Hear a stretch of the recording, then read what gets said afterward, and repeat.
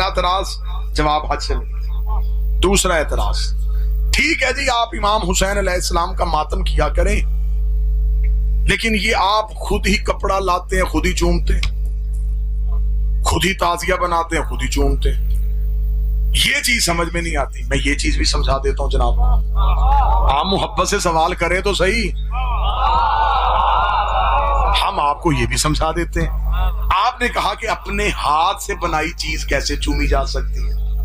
آپ حج کرنے کے لیے گئے، وہاں آپ صرف غلاف کعبہ نہیں چوم کے آئے، وہاں آپ ایک پتھر بھی چوم کے آئے۔ جو بندہ یوں یوں کر رہا ہے نا، وہ ٹی وی پہ لائیو حج ضرور دیکھے کہ جو میں کہہ رہا ہوں ایسا حج میں ہوتا ہے۔ حجر اسود کر ہر بندہ نہیں پہنچ سکتا نوید بھائی، وہاں لاکھوں کا ہجوم ہوتا ہے، اور جو حجاج کرام پہلی بار جاتے ہیں ان کی حسرت، ان کی خواہش تو بڑی ہوتی ہے زوار بھائی کہ کسی نہ کسی طریقے سے ہم حجر اسود تک پہنچ سکیں، لیکن جب وہ حجر اسود تک نہیں پہنچ سکتے، وہ رش سے گھبرا جاتے ہیں، تو وہاں پہ کھڑے ہوئے معلمین سے پوچھتے ہیں کہ ہماری بڑی حسرت تھی، ہم حجر اسود کا بوسہ لیں، ہم حجر اسود تک نہیں پہنچ سکتے، ہمارے لیے شریعت میں کوئی دوسرا رستہ ہے؟ انہوں نے کہا ہاں دوسرا رستہ ہے، جب تم طواف کعبہ کرتے ہوئے حجر اسود کے بالکل سامنے آ جاؤ تو اپنے ہاتھ کو اپنے احرام سے نکالو، اپنے دائیں ہاتھ کو حجر اسود کی جانب کرو، اور پھر اپنے ہاتھ کو حجر اسود سمجھ کے چومو، اپنے ہاتھ کو حجر اسود سمجھ کے چومو۔ لکھ مولوی کے سر پہ قرآن، چوما ہاتھ تھا، ثواب حجر اسود کا کیسے ہو گیا؟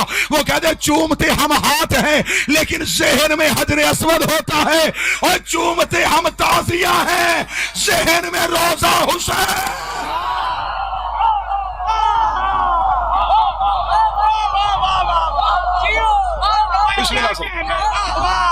ہم بھی چومتے ہاتھ ہیں۔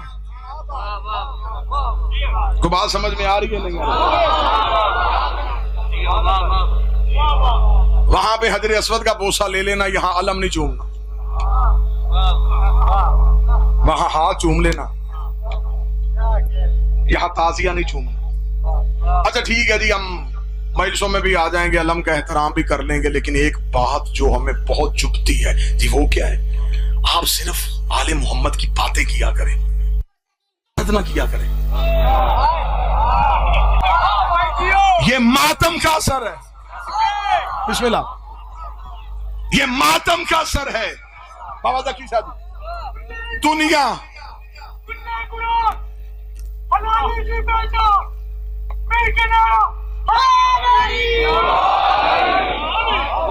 یہ ماتم کا موجہ پیر جہانی ہے سچ ہے۔ دنیا کو تمہاری تعداد سے خوف نہیں آتا، تمہارے ماتم کی جھنکار سے خوف آتا۔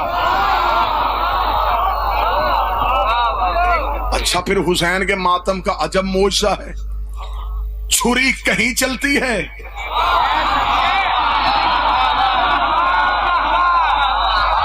کلیجہ کہیں کٹ جاتا۔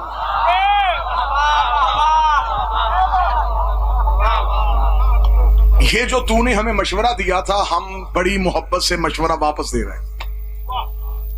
محرم تو بعد میں آنا، ذی الحج پہلے۔ اللہ کے گھر میں جا کے کہو کہ ہم نے کوئی نہیں توڑنا۔ اگر مولوی نے کہا کہ ہم یہاں نہیں دوڑیں گے تو یہ جملہ خطیب آل محمد قبلہ حضرت سنزیدی کا ہے۔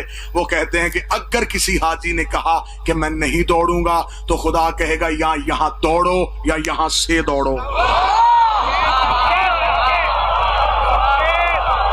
یہاں دوڑنا پڑے گا۔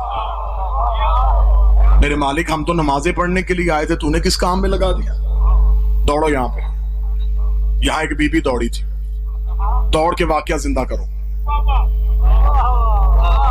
واپس اپنے اپنے ملک جاؤ گے، لوگ پوچھیں گے کیا کیا، تم کہے ہم دوڑے، وہ پوچھیں گے کیوں دوڑے، تم بتاؤ گے ہاجرہ کی کہانی، بات پھیلتی چلی جائے گی۔ ہم بھی ہر سال محرم میں وہی کرتے ہیں کہ کربلا پھیلتی چلی جائے۔